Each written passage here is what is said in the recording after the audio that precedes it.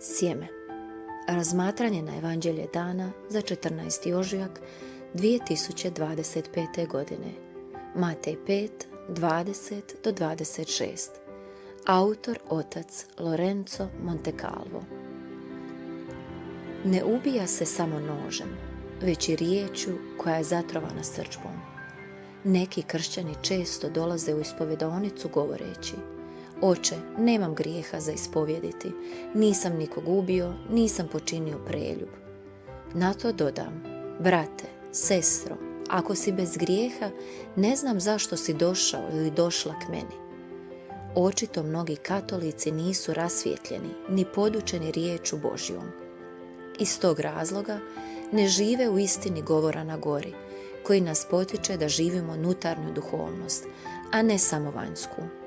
Danas nas Isus, iz čijih su usta uvijek izlazile riječi milosti i milosrđa, potiče da ne koristimo govor pun riječi srdžbe, mržnje i prezira prema drugima.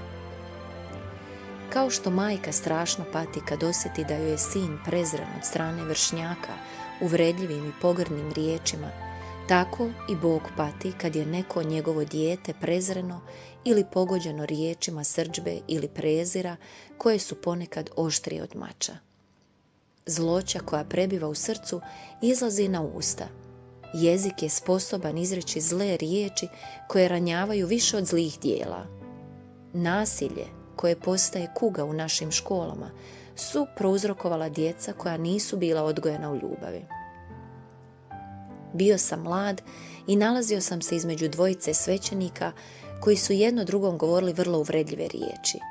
Ne možeš zamisliti koju sam bol osjećao dok sam ih slušao. Kad smo opsjednuti demonom ljutnje, riječi poput glupane, imbecilu, kretenu, propalico izlaze iz usta poput nabujale rijeke. Kad smo opsjednuti duhom nadmoći, iz usta izlaze riječi prezira poput idiote, neznalico, luđače, debilu, a to su još najčišće riječi. Ljupka usta su poput meda. Tko čuva Isusove riječi ima moć ljupkih riječi. Usta čovjeka vjere su puna mudrosti, usta bezumnika su ruševina. Pravednikove usne znaju što je milo, dok usta opakih poznaju zloću. Izreke 10:32. Amen. Amen.